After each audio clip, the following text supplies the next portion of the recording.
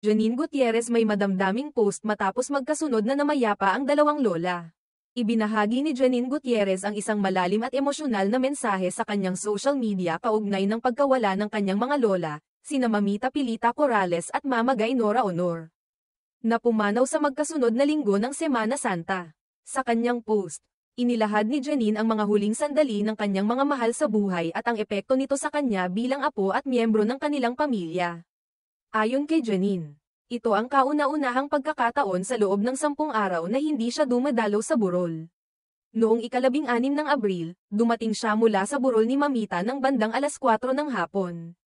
Pagdating ng alas 10 ng gabi, tumawag na naman ang kanyang kapatid upang maghanap ng kwarto para kay Mama Gay. Ipinahayag ni Janine ang hirap at hindi kapani-paniwalang pangyayari. Ngunit nagpasalamat siya sa mga taong nagbigay ng suporta at dasal sa kanilang pamilya. It's the first time in 10 days that I'm not at a wake. This Holy Week, my siblings and I lost the lolas. Mama and Papa's mothers. Kakauwi lang naming golang sa wake ni Mamita ng mga alas 4 ng hapon noong April 16, pagdating ng alas 10 ng gabi. Tumatawag na ulit yung kapatid ko sa chapel para kumuha ng kwarto, para naman kay Mama Gay. It's been difficult and even unbelievable, but all throughout, you have helped us so much with your support and love. Thank you so much for your thoughts and prayers. We love you so much. Everyone who sent a message, dropped by or had us and our lolas in your mind. Initially, I blocked off the week to travel but decided to just spend it at home. Sabi ko mag-ayos na lang ako ng bahay at mag-aral ng script. Buti na lang hindi na ako umalis. Mamita passed away on my first free day and we buried Mama Gay on my last. Driving to my location today, I think of my 2 new angels and how they always poured through. I think of how I can continuously make them proud. It gives me comfort to know there are many of you who will always have them in our hearts. Thank you. Sa kabila ng matinding kalungkutan, ipinagpapasalamat ni Janine ang mga mensahe ng pagmamahal at pag-aalala mula sa kanilang mga kaibigan, pamilya, at taga-suporta.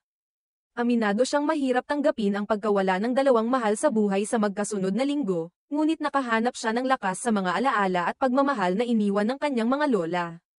Si Mamita Pilita Corrales, ang Asia's Queen of Songs, ay pumanaw noong ika-12 ng Abril taong 2025, sa edad na 87. Siya ay isang tanyag na mga awit at aktres na nagbigay ng malaking kontribusyon sa industriya ng musika sa Pilipinas. Samantalang si Mama Gay Nora Honor, isang national artist for film, ay pumanaw noong ika-16 ng Abril taong 2025, sa edad na 71.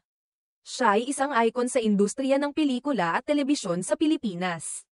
Sa kabila ng kanilang pagkawala, ipinagpatuloy ni Janine ang kanyang mga proyekto bilang isang aktres at producer.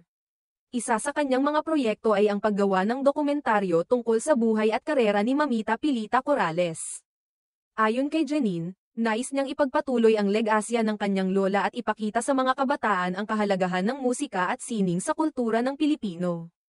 Ang mga pagninilay na ito ni Janine ay nagpapakita ng kanyang lakas at pagmamahal sa kanyang pamilya. Sa kabila ng matinding kalungkutan, patuloy niyang ipinagpapasalamat ang mga alaala at aral na iniwan ng kanyang mga lola. Ang kanilang mga buhay ay nagsilbing inspirasyon hindi lamang sa kanya kundi pati na rin sa buong bansa.